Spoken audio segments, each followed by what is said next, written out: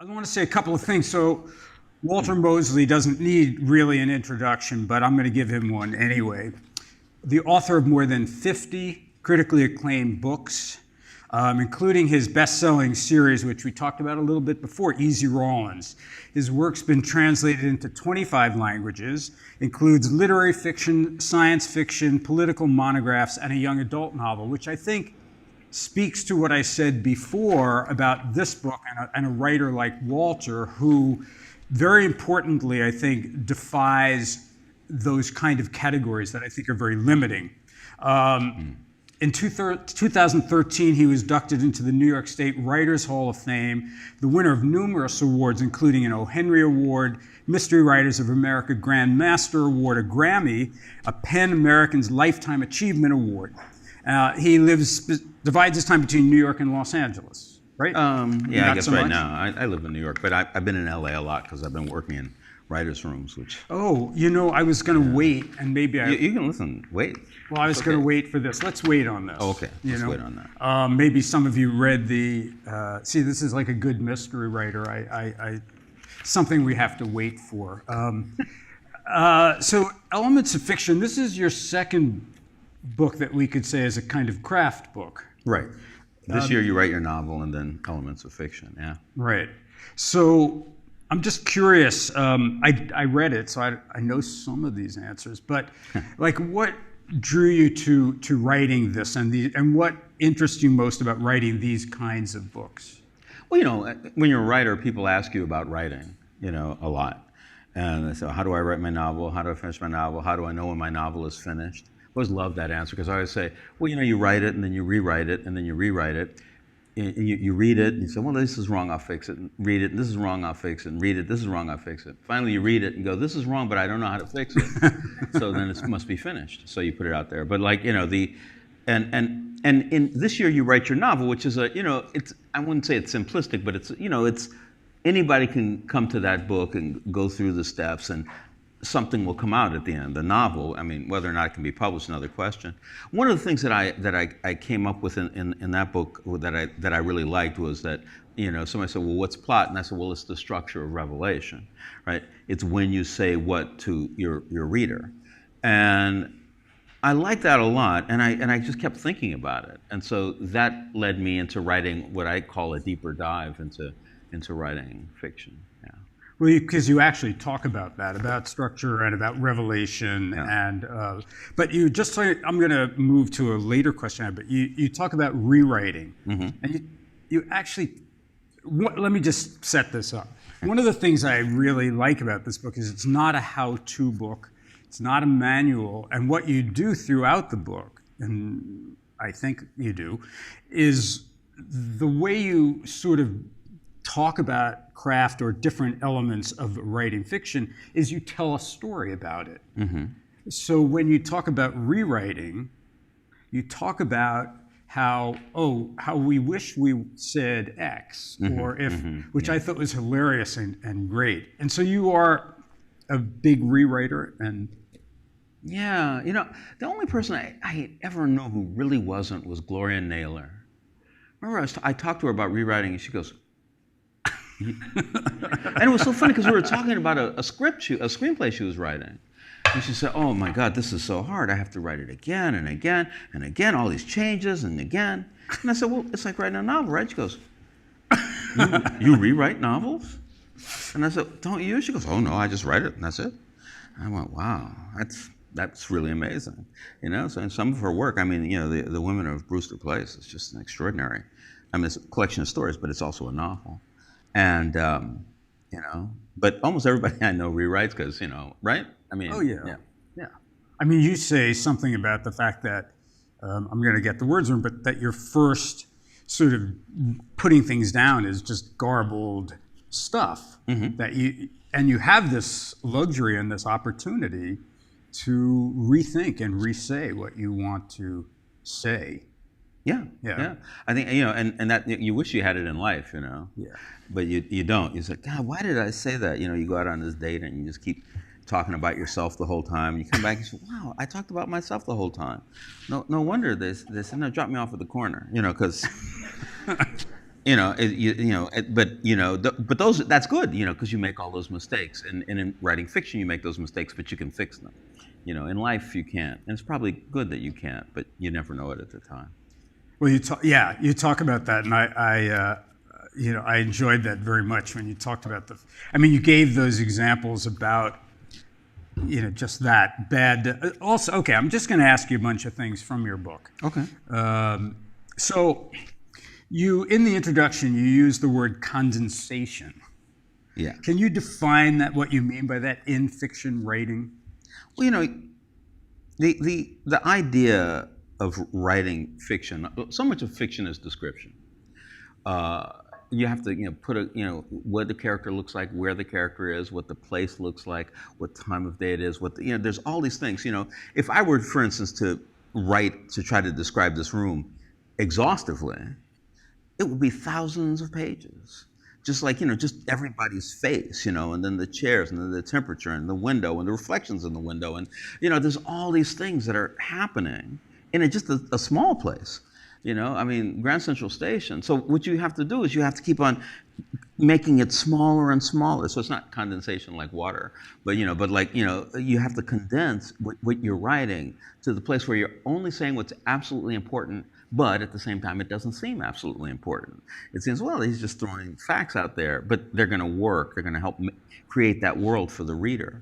That's it's so difficult, which is why we need to study poetry, because poetry is the absolute master of bringing everything down to just the right word, or 2 words, or 3 words, and that's what you have to do. Okay. Well, you jumped ahead to something I was going to ask you, because I love this. In your book, you talk about poetry. It's a very short little chapter. Let me see if I can find. See, when you have Post-its, it's like they're all they get in the same.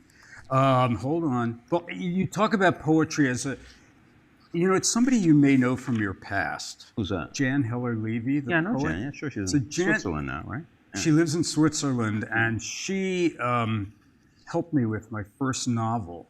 And she gave me certain things that I always think of as, I don't know, I fall back on them. But anyway, you say here about poetry and description as poetry, and how important that is. And then you have a poem here. Would you be able to read this poem if I give it to you? Have your glasses? I could try. Okay. I was like prepared to read things. I was obsessed with me when I have to read. But this poem, I love this poem. I've read it so many times. The great thing about this poem is the title. It's a really tiny little poem, but the title is "Lying in a Hammock at William Duffy's Farm in Pine Island, Minnesota." It's amazing. It's like, that's so long. Over my head, I see the bronze butterfly, asleep on the black trunk, blowing like a leaf in green shadow. Down the ravine, behind the empty house, the cowbells follow one another into the distances of the afternoon. To my right, in a field of sunlight between 2 pines, the droppings of last year's horses blaze up into golden stones. I lean back as the evening darkens and comes on.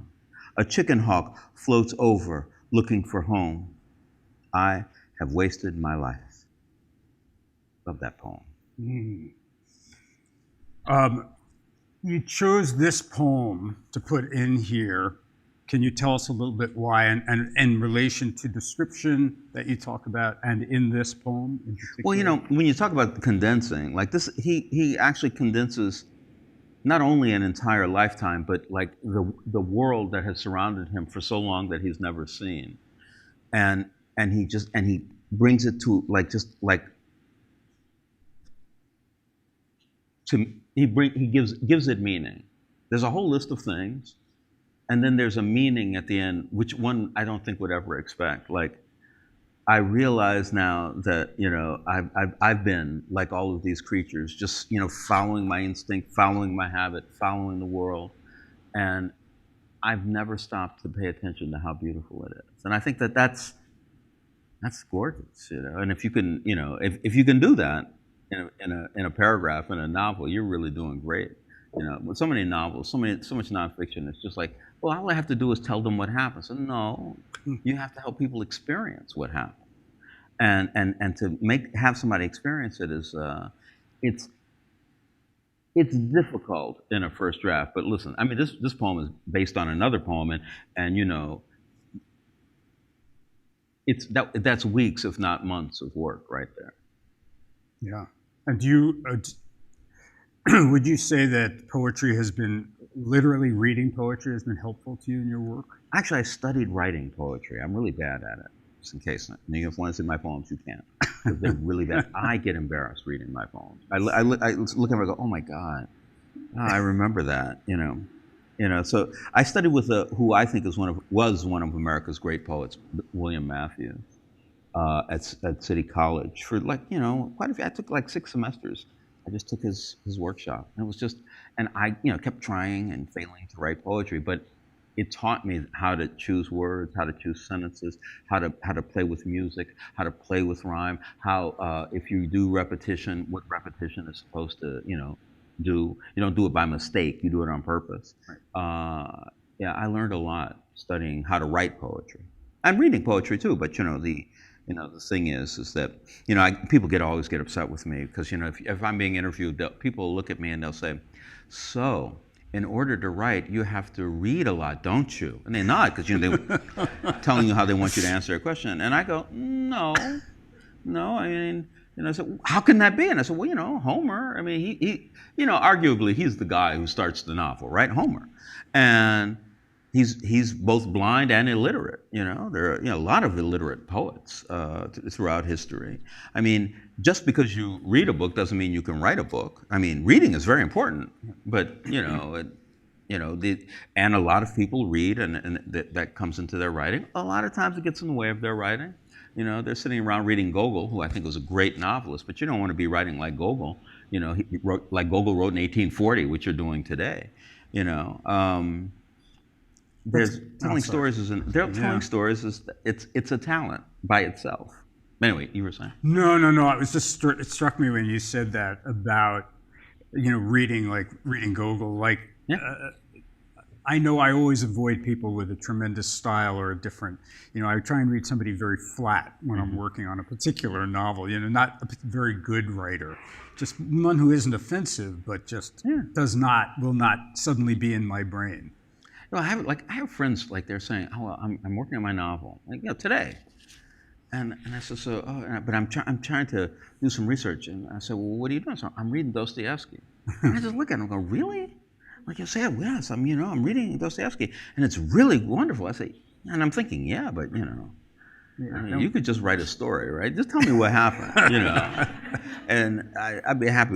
I don't have to, because really, I mean, one of the reasons I write books like this about writing, one, they're very short because I can't. When I see a book about writing that's 300 pages long, I go, oh my God, And then when they start talking about Shakespeare, like, oh Jesus, I have to be Shakespeare in order to write a book. They do that at universities too. Universities, they say, well, it's not as good as Gide. And I'm going, what the fuck is Gide? I do know, but it's like, please. I mean, really, honestly, I mean, I got to do that in order to do this. I'm trying to tell a story. We're having fun here, that's why I love people like Mark Twain. He says, well, writing is easy. All the words are in the dictionary. Yeah, that's right. Yeah. Mark Twain wrote this great, I mean, he talk about books about writing. He wrote at one time, he says, the literary offenses of James Fenimore Cooper. It's an essay he wrote. And it's wonderful. Every criticism he has is what you should be doing to write a novel.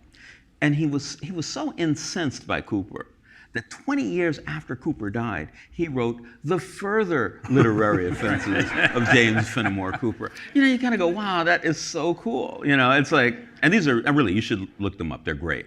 I mean, Twain was, he was something else. And he's a writer like no one else. I mean, when you read that stuff, you go, oh my God, that's amazing.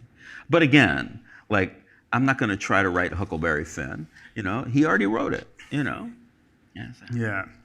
Well, okay, I'm just going with my questions here. Okay. And here, let me also thank you for the fact that this was a slim book. Uh-huh. I mean, only because, I just got it 2 days ago. It was very fun to read. And the weird thing is that, I'm not referring to this writer's room that you wrote about, but I had just signed up for the writer's room because I was having trouble writing at home. And so I was reading your book in the writer's room, and about 10 different people were like, are you getting hints from that? And I was like, might be, you know. Well, it sure, might why be. not? I didn't feel like telling them anything. My hint is that it's short. I like that. Well, you know, one of the things about it being short, and you have it in these chapters about structure and characterization, you know, I found that actually really helpful. And I'd like you to talk, because you say this sentence that I like. You say, story doesn't start out as structure, but slowly assembles itself into et cetera, et cetera. Right. And you talk about revelation. And I was interested in, you know, I think it's very hard when you write to be self-conscious about, let's say, revelation. But could you talk about that, how structuring a novel, being aware of revelation, what those things are along the way? Well, you know, revelation, there's another word that kind of sounds like revelation, which is reparation. Which, you know, people start talking about reparations, and then, you know, it's a very difficult topic in America. But what it means, the word means, is basically to repair. And revelation, what it means basically is to reveal. You know, and I think the poem is a lot about that. You know, what he sees in the world reveals something about himself. And that's what I'm talking about. I'm talking about, you know, I'm saying that it's both like an extraordinary, but also a very pedestrian thing. Like when you figure out, oh, that's what they were talking about. You know, like you've been having this whole conversation with somebody, and, you know, 2 days or 20 years later, you went, oh, that's what they meant. That's what they were saying. You know, and slowly, when you're writing the novel, you come to understand what happened, how it happened, when it happened. You know, that's why I love writing mysteries. When I write a mystery, I just say, well, this guy got killed. I don't know how he got killed. I don't know what was happening. But when I write the novel, I discover it. And I figure if I'm discovering it, then my reader has to be discovering it too. You know, it's like, and that's the way that I feel. You know, all books to one degree or another are a mystery, because you don't know everything from the beginning. Even if they tell you everything in the beginning, you still don't understand how that came to be. And so when I'm talking about revelation, that's what I'm talking about. When you reveal what. Mm-hmm. Well, there are two things you just said that I want to say. One, you said that all books are a mystery in some way, which is almost an exact quote from what Joyce Carol Oates said, that all books contain a mystery. But also, you talk about in this book, you know, different ways to know a character or know a story. You talk about writers who, for example, will write a whole biography of a character to know it. Yeah. But what you just talked about, revelation in the process. Yes. Can you talk about that? Well, Or the difference of those things? And there's a character I have named Fearless Jones. I wrote a few novels about him. And, you know, like in the genre, in the crime genre. And recently, I've been kind of putting him in Easy Rawlins novels, because I kind of like that. You know, like everyone, you know, because, you know, Fearless is the kind of guy you want with you, you know, if you're in trouble. So every once in a while, he's going to do something he calls Fearless. And Fearless says, why you call me? I said, well, you know, what's wrong? He said, well, whatever it is bad enough that I had to call you. and one of the things, one novel, Easy's in trouble. These three guys, they're jumping on him. There's no way he's going to get out of it. And Fearless shows up. And Fearless just like knocks all of them out, because that's Fearless. And Easy said, man, I didn't even know you were here. And he said, well, you know, when I was a kid, my uncle used to take me out and we would hunt wild boar with bowie knives. And we would go out there and we had to come up on that boar. He said, it's not just that you had to, you know, come up on it, but you had to kill him quick, because a boar will stomp you to death. And I'm writing this. And I'm going, so that's why Fearless is the way he is. Now, this is like the 6th book I've had Fearless in. I never understood that before. That character, it's always been true. If you go back and read him in other books, you'll see that in all those things. But, you know, it's a moment of discovery for me. Now, some people are not like that. Some people think they need to know everything. My problem with that is that a novel is bigger than your head. Like, you can't think of a whole novel. If the novel's good enough, you can't think of that whole novel. It's hard enough thinking about that poem. You know, think about a whole novel? Like, no, you know. And so the idea that you can know everything before you get involved with it, that's not going to be, you know. And so. Well, I agree with you, although there are writers who would fight us on this. I know. I mean, there was this very successful crime writer who fills like 3 binders of notes before he writes one word.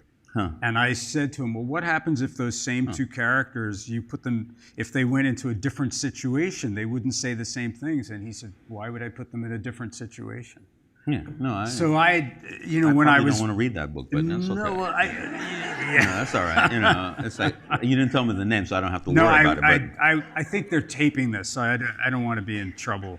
But I always want to be in trouble. That's one of the things I realized. Being in trouble is kind of a good thing, Where were you when I needed you to tell my mother? It was good that you got in trouble. I was always in trouble. That was good for you. Yeah? Yeah. Well, it's interesting to put your characters in trouble all the time.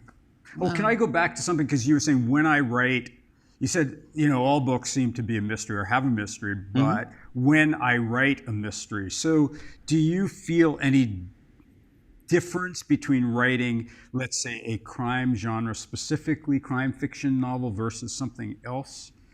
Versus everything else. I mean, and those novels versus each other. But I mean, like for instance, when I wrote the novel, for lack of a better term, science fiction novel, Blue Light, I had in mind that I'm not a spiritual person. I don't believe in anything really, honestly, including the things that I'm supposed to believe in, and.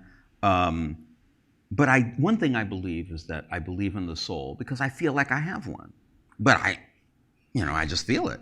And so I needed to write a novel in which a person was going to get right down to the point where their soul is revealed to them. Now, I could write a mystery, but like somebody having a mystery about discovering a soul sounds kind of stupid, And to write, like in quotes, a literary novel, which you in one way you kind of have to believe what people are saying, or they have to believe it in one way. I couldn't do that either because the belief comes at the discovery. And so I said, well, science fiction is the way to go for this. And so I did. I wrote this book, Blue Light. I love that book. So sorry. So you had a sort of idea about that book, and then you decided what sort of book it would become. Is that what you're saying? I started writing, and it turned out that it was that novel. Mm-hmm. I mean, sometimes I know beforehand. If I write Easy Rollins down, I'm pretty sure what I'm going to be writing about. But a lot of times I just start writing. And it's fun. I just reread a book I wrote 4 years ago that nobody liked, and I didn't like, but I just reread it and I really liked it. It's like crazy. There's this guy, but he's really an octopus, and and there's this war going on in the world. And I'm going, wow, that's why didn't you like it at the time? I don't know. I mean, you published it, so no, didn't publish it.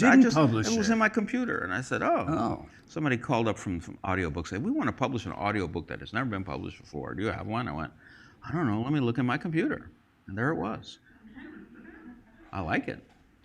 So we can look forward to that. Yeah, when the guy's an octopus, he'll know. Okay.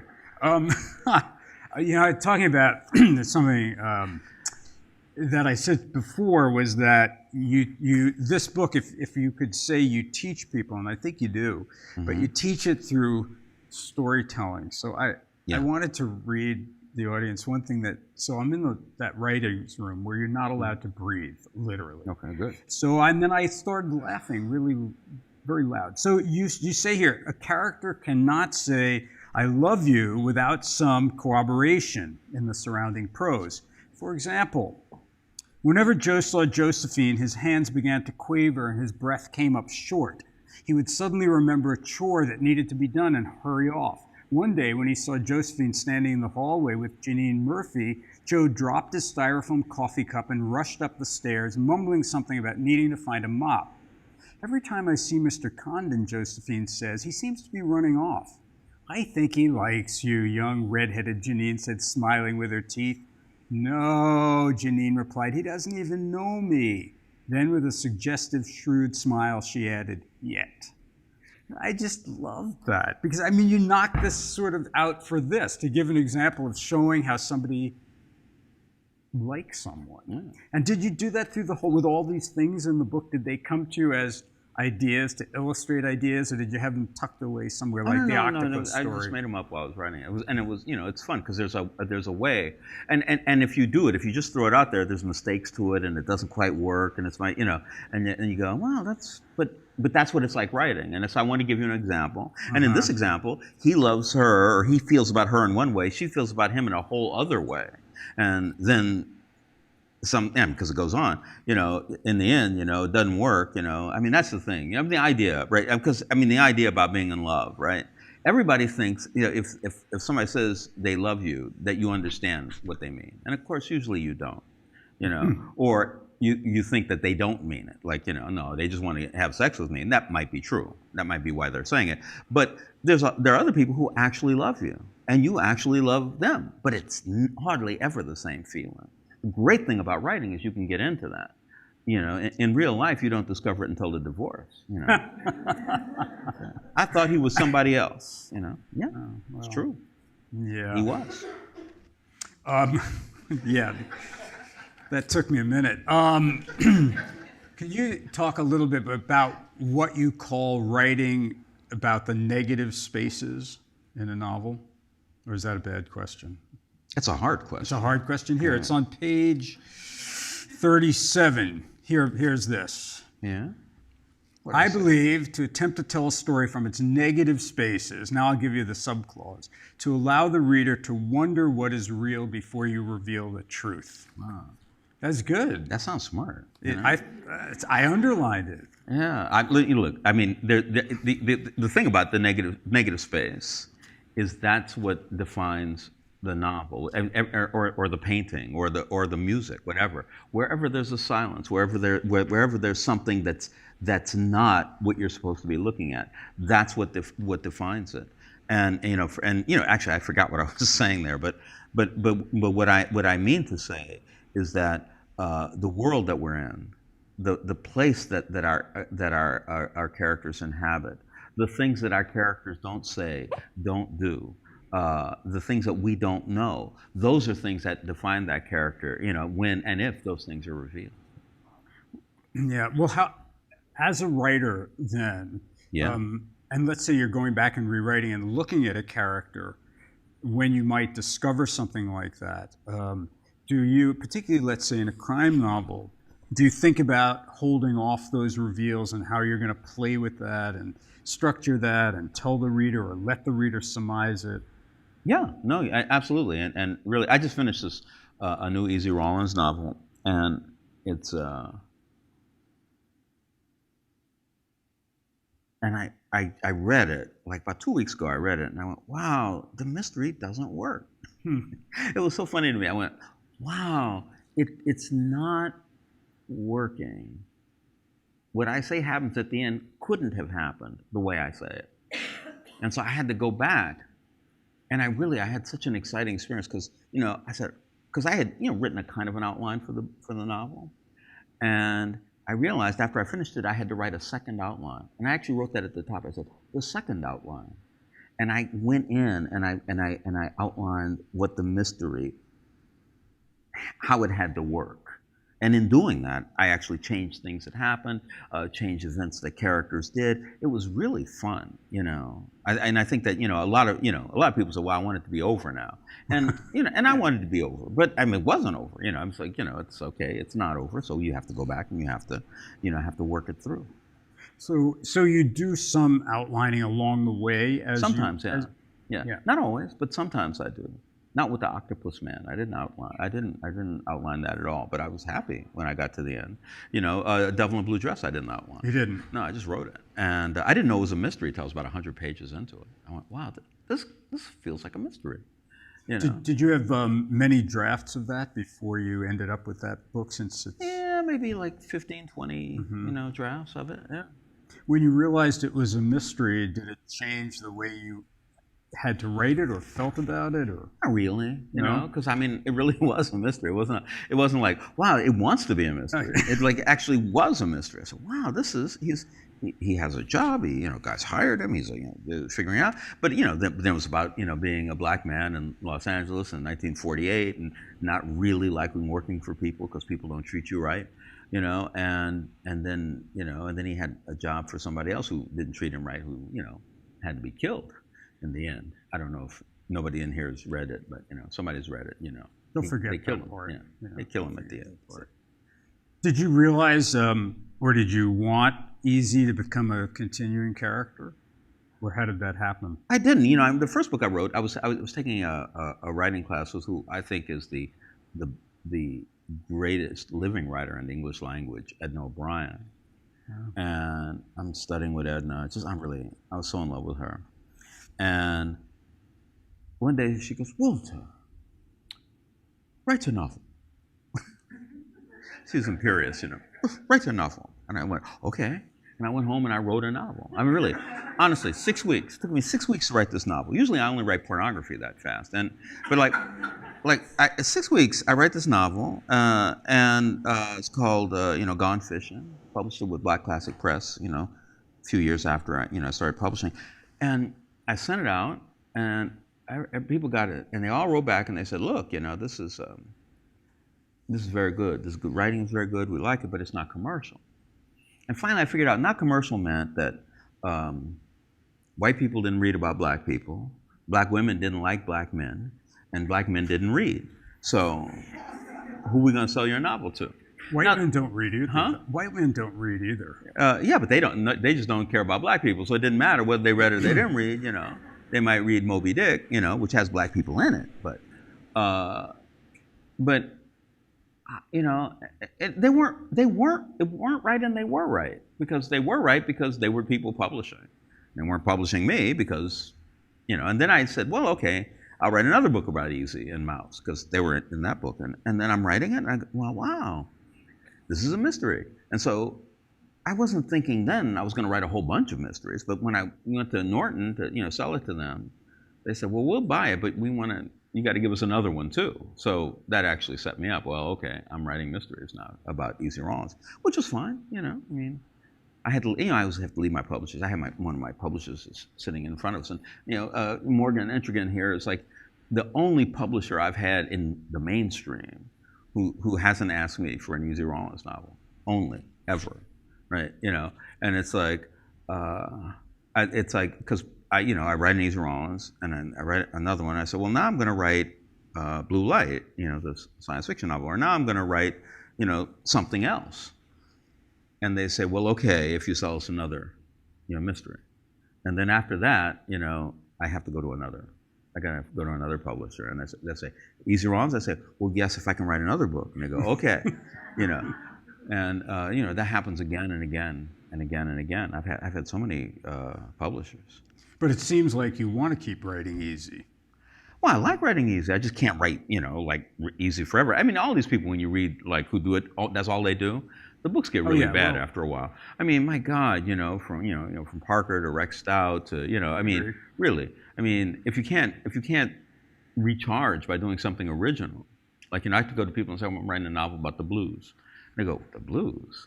Who's going to read that? I said, man, it doesn't matter. I'm writing a novel. Are you a publisher? Are you trying to make money? I mean, because, you don't make a lot of money doing books.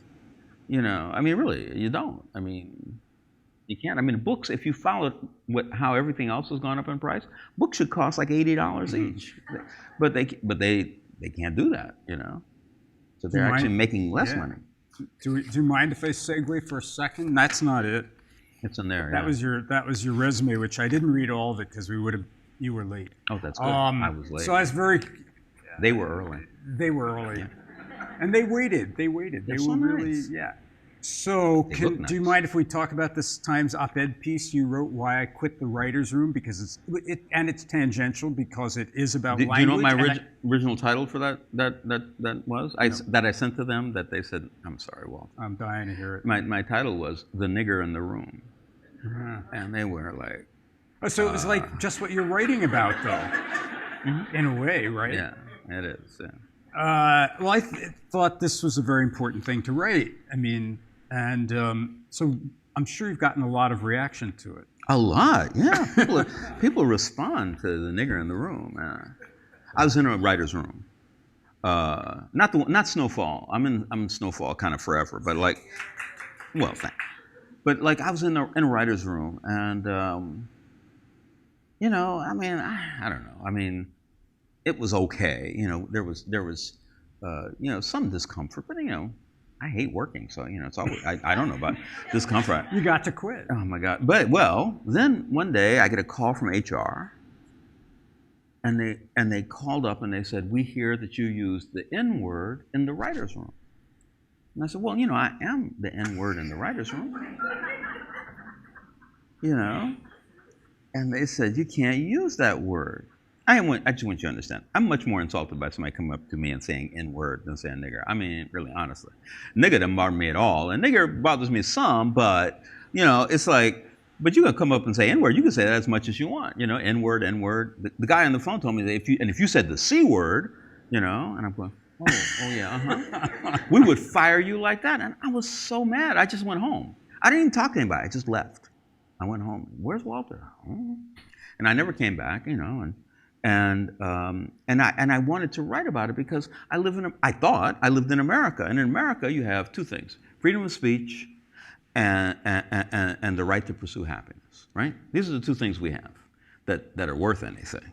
I mean, bearing arms too, but you know, yeah, free speech and the right to pursue happiness. Like, and what they were saying is, either you're silent or you're unemployed. And unemployed means unhappy, right? I mean, unemployed is unhappy for 99.99% of the people. And so I had a choice of silence, you know, or poverty, but it's not me poverty. I mean, I have money, you know, I have to be in the room, you know. I like the money they pay because they pay good in those rooms. But I just, you know, and then I put it in the Times.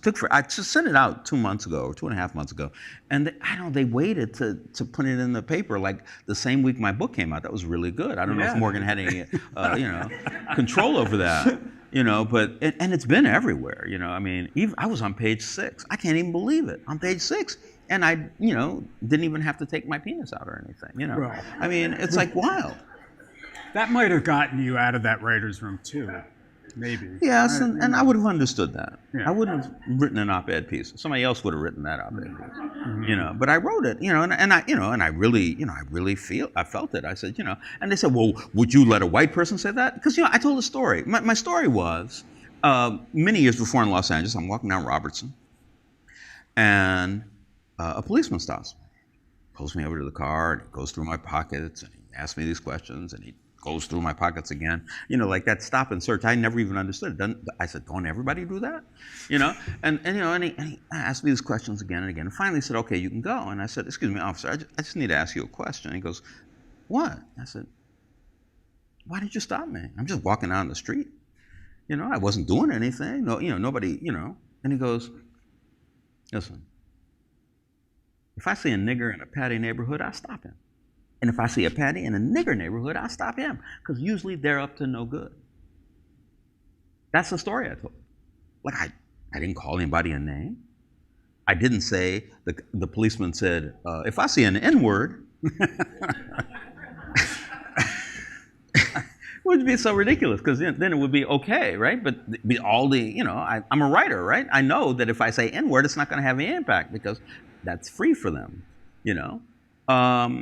And I was enraged at that, you know, that, and I've gotten really dozens of things. I know a young African-American woman, she was in a room, a writer's room, and she's speaking to a white showrunner, and she says, well, you know, as a black woman, and the white showrunner goes, as an African-American woman.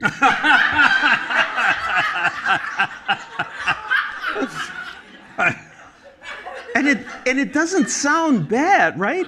Except for you can't correct her. She's your boss, right? But I would correct her if she says such a thing to me, you know, especially if I was an African-American woman. I said, no, African-American nigga. No, you know, no, nigga. No, you know, it's like, you know, I mean, really, what do you, you know, the whole idea that language can destroy you, It's ridiculous, you know. And I know that it's not HR itself, but the people who tell HR what the rules are. It's not like somebody voted on these rules. Some, you know, probably guy, probably white, sitting behind a desk says, "I don't want to get in trouble." So if anybody says this, we have to get rid of them. We have, you know, because I don't want somebody coming suing me, you know. And so I didn't want to sue them. I could have, and I didn't. And what I said instead was, I'm going to put it in the newspaper and let the newspaper mess with them, you know. So have you heard from people in that writer's room that you were working with? Well, I know a couple of people from there, you know, and but you know, we you know, it hasn't been a discussion. I've never heard from anybody since, you know, I left the room. Nobody's asked me, called me up, you know. But somebody in that room had to tell HR. Yeah, somebody did. I don't know who. And that's the other thing. It's like McCarthyism, right? Like somebody has said, it's been reported. Somebody, you know, Elia Kazan called up, and you know, I'm like, God damn, you know, it's like, it really, you know, because really, what they should do is say, hey, listen, there's somebody who's upset. We should get together and have a conversation, like, and you should sit down with the person and have a conversation. I mean, you don't sit there and say, I'm gonna tell, you know, I mean. Yeah, it's like, this is kind of crazy, like an adult saying, you know, and, you know, I mean, it could have, you know, there are other black people in the room. It could have been one of them. It could have been, you know, any person could have said it. I don't know. You know, all I know is that, you know, it was crazy. That, you know, and so, you know, that's been, you know, for the last week, that's been a lot in my life. And I was on like 3 radio shows this morning, you know, talking about it. And it's like, you know, I was on this radio. You know, they could tell that I must have really done it because, like, the guy said, well, did you tell HR that they should put you in a room and talk with somebody? I said, man, that's their fucking job. You know, my job. You know, it's like, you know, come on. You know, it's like, what? You know, it's like, I got to tell HR how to be HR. But HR doesn't have a choice because their boss is saying, you know, we better not hear the thing or otherwise you're going to be fired, you know. You know, there was an essay written by a white guy, sadly, by a white guy in 1967 called Student as Nigger. You ever see this essay? It was a great essay, you know, because everybody works for somebody else. Everybody is answerable to everybody else. And if you don't give them the right answer, they fire you. And it's true, you know. And so I'm willing to, you know, somebody says, well, if some white person used that word, would you be upset? I said, yes, I would be upset. And if I was upset enough, I would say something about it. But my language making you uncomfortable or your language making me uncomfortable, one of the things I say in the essay, I said, look, I don't like the Confederate flag. I don't like what it means, what it stands for. But I was once having a meeting with these people and said, we should make that flag illegal. And I said, no, man, don't you realize we live in America? You can't tell a man that his flag is illegal. You don't like it. I don't like it. But, you know, I would rather see it, you know, on his forehead than not see it on his forehead. You know what I'm saying? Yeah. You know, I mean, you learn, you know, by people talking. And sometimes you even solve problems by people talking. I thought one of the interesting things, and you know, when I read it, I thought, gee, this could be used by the other side. Oh, yeah. You know what I mean? Like to defend. Yeah. You know what I'm saying? But you know, but I think what the problem is thinking of them as the other side. Yeah, of course. I mean, because listen, all those white people in the Midwest are suffering not because they think it's me.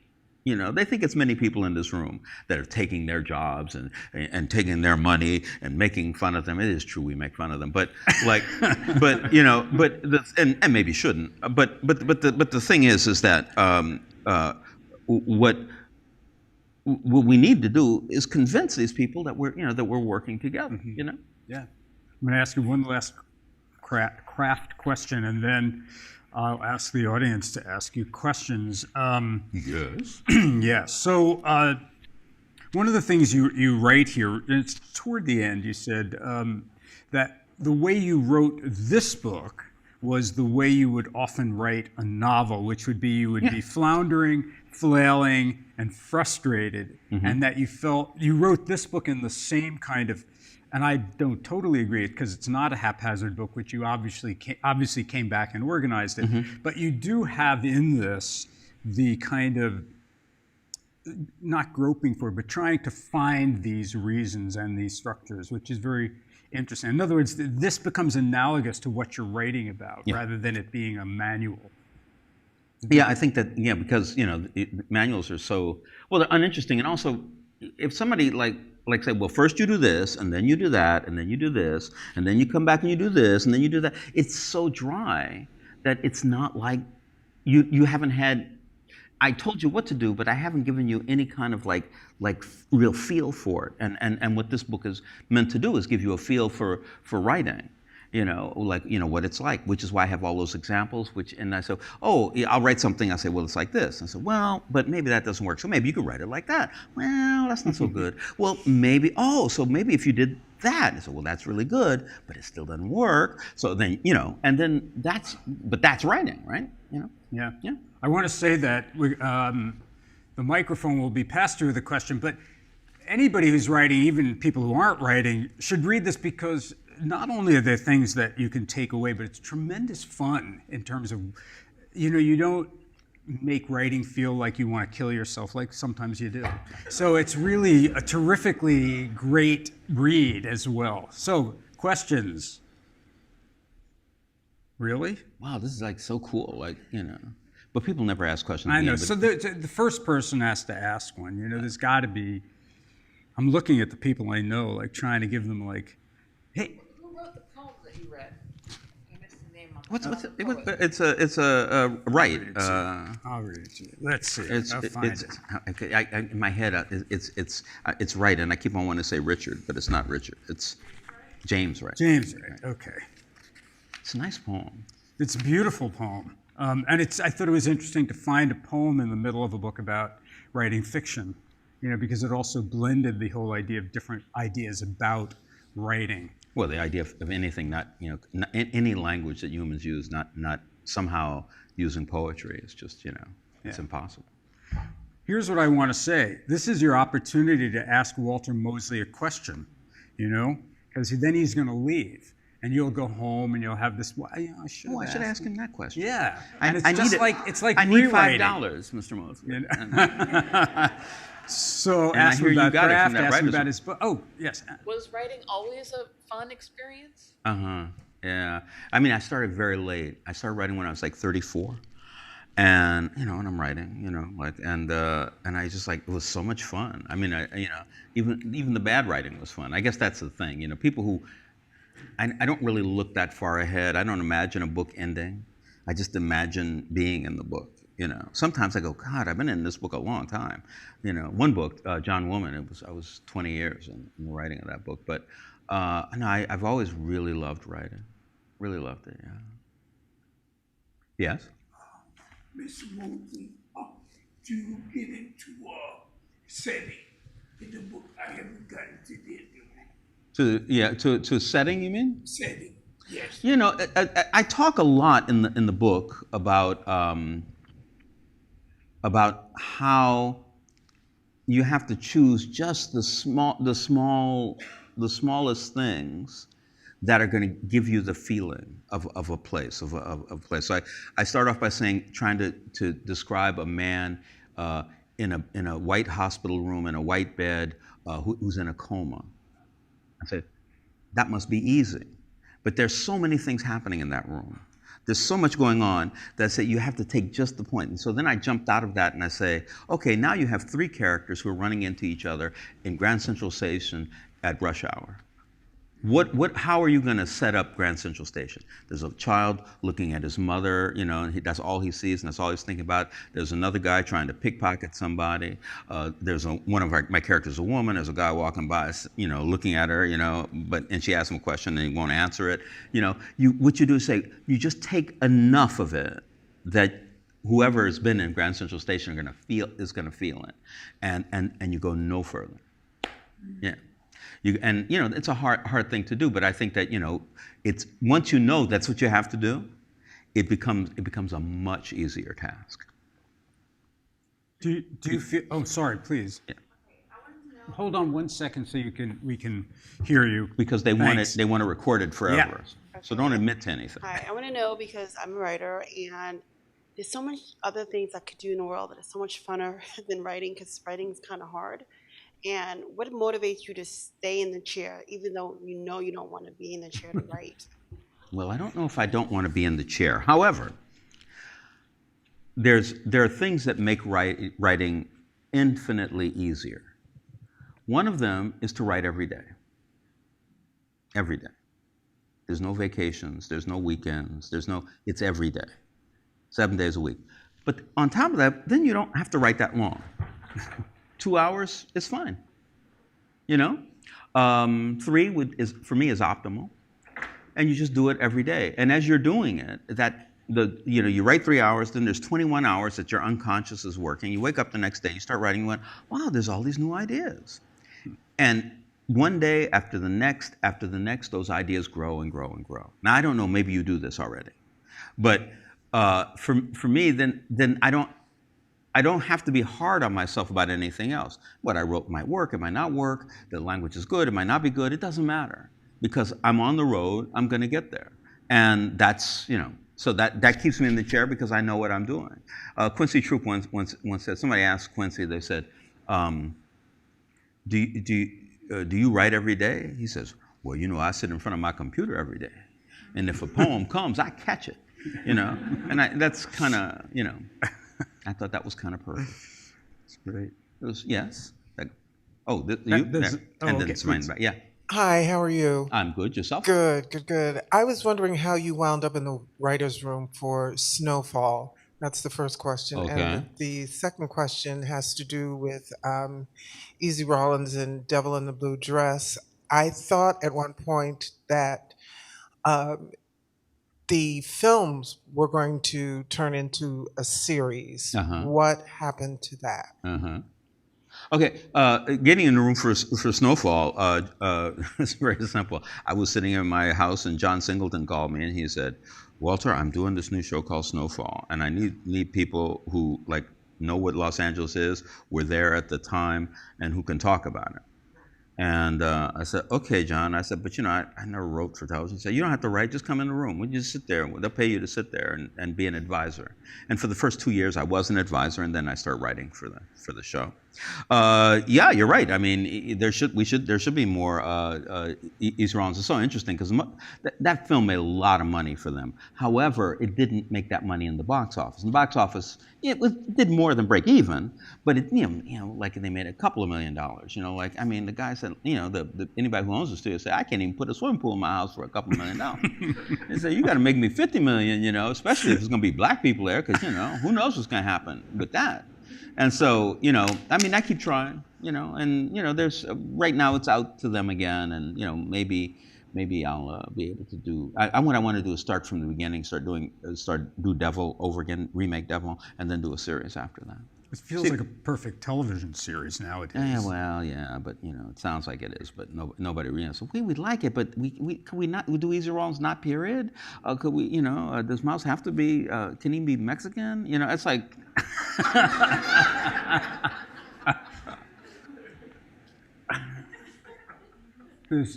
Yeah. Yep. Do you have any advice for writing fiction for somebody who's only written nonfiction before? It's an interesting question. It's a long discussion because nonfiction, is that historical nonfiction? Is it describing how machines work? Is it there's all kinds of nonfiction, but I honestly believe that there's not that much difference between fiction and nonfiction, except for nonfiction, is a lot of lies. It's interesting. Most people think that nonfiction tells the truth, but if you start off in the book saying, well, this is real, and in your head, well, in order to describe it, it's going to be 10,000 pages, and you only write 200 of those pages, then you left out, 9,800 pages of facts. So whatever you say is not true. It's like two different biographers writing about Ronald Reagan. The conservative one, he's the greatest guy you ever heard of. The left wing one is, he's the worst monster that ever existed. And everything they say is true, right? It's like, so how does that work? I think that if you're writing nonfiction, you're telling a story. You're starting somewhere and you're getting somewhere. And that's the same thing in fiction. I think that if you use just that template, it's going to work, And the great thing about it is, though, you're making up everything, so everything you say is true, and there's nothing left out. Yes, he's going to get to you, but not immediately. I was wondering, do you write characters based on people you know that people you know may have recognized themselves in your work? Are you asking that question because you're a writer? And are you afraid that you're writing about people and they're gonna be mad at you? That motherfucker stole my money. That kind of stuff, or things about maybe your mother or your brother or things like that. Maybe my family, but a lot of what is happening around me and the place that I'm from is something people don't really talk about. So I think that I hear things and I think, wow, I just wonder, like, how did that happen to you? Then I imagine what may have led to this happening. So there may be a situation that people know about. And they won't recognize it. And mostly they won't recognize it. Mostly they'll read it. And my father, listen, everybody told me Easy Rawlins is based on my father. So I give him the book. He reads the book. And he said, Walter, people tell me I'm in this book. And I say, yeah, Dad. What do you think? He said, I don't see it. That's a whole other guy. I think that, you write, what you write. And maybe somebody will recognize it. They're just as likely to say that's me and it isn't them. You know what I mean? And so, it's just it's a thing, I put Frank Sinatra in this new Easy Rawlins novel. I guess Frank Sinatra, if he was alive, would think it's him because it has his name. But, most of the times people don't. And if they do, so what? Edna O'Brien told me that when she wrote The Country Girls, her mother lives like out, in the country in Ireland. It's like living 500 years in the past if you live there. And so, Edna sent her the book. She never responded, never said anything about it. Her mother died, and she goes to the house, and she finds the book in the attic at the bottom of a basket of clothes. And her mother had gone through the book, and with a dark black pen had crossed out every sex adventure and every curse word. So if you have that kind of reader, maybe, But even then, when Edna told me about it, I said, well, she was trying to save your soul, Edna. She was trying to make the book that God read would be okay, I'm answering you, right? Okay. Somebody in the back was talking. There's a woman right there in the white jacket right there. There's going to be 2 more questions for the night. Okay. Hi, how are you? So I have a short story I've been working on for, I guess, almost a year now. Trying to get it published too, and it's been workshopped a couple times, like 2 different workshops. I pitched it a couple places, gotten a couple rejections. One place said, "Oh, we really like it. We think it still needs some more revisions." And I'm just kind of like, I thought it was done, but if this place says it needs more work, then maybe. And I'm kind of like, I guess this is a how do I know when it's finished question / what do I do with it if I'm okay with it, but other places don't seem to be okay with it. And so you've been sending it out? Yes. And people come back and say what? I've gotten a couple of rejections, and one outlet said, "We really like it, but we think it needs more work. I just don't have time to work on it with you right now." Well, just listen, this is not uncommon. I just want to say, I published 57 books, 58 now, I guess, and John Woman was the one just before this one, and I think I must have sent it to 15 or 16 people who rejected it before I got it published with Morgan here. And one of the people I sent it to said, "Mr. Mosley, we're not going to publish this, but if you'd like to come and meet with me and sit down, I think I can explain to you what a novel is." So you can feel bad about it. write another story. Yeah. Write another story and keep sending this one out, and then start sending that one out, and then write another story. Just keep doing it. You shouldn't stop writing stories until at least you have like 12 or 14 of them. It's good. So Can we do this? Can we do this woman here in the white jacket, and back there? Because you were going to say? No. Okay. I'm good.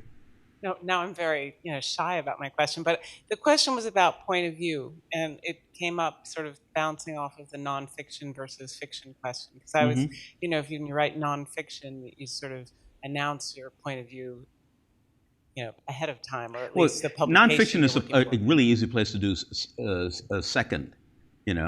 First person, second person, third person, and you hardly ever use second person in a novel, but. Second person when they say you're the second person. They go, well, you walk into the room, you sit down in the chair, you look at this computer and you don't know what to do. But here, I'm going to tell you, and you go like that. First and third are the ones that I'm most interested in. There's also the universal, which is basically God, which is a difficult thing. Some people I know have that arrogance to them, but I don't.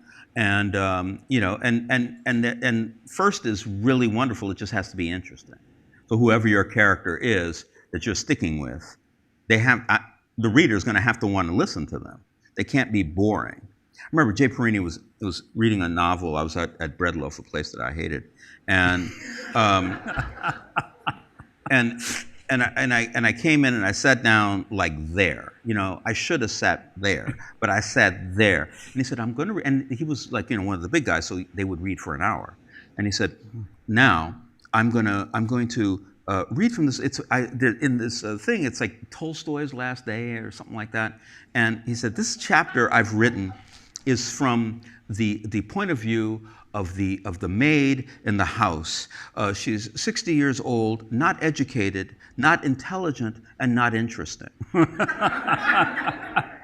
And I just said to myself, I went, no. And he read for an hour from that point of view, and I sat there thinking, I can't just stand up and walk out, like I hadn't even had a book published yet. I might never get a book published because I didn't know how powerful, Jay Perini was, and God, that was awful. I learned something there, but not, in the negative space.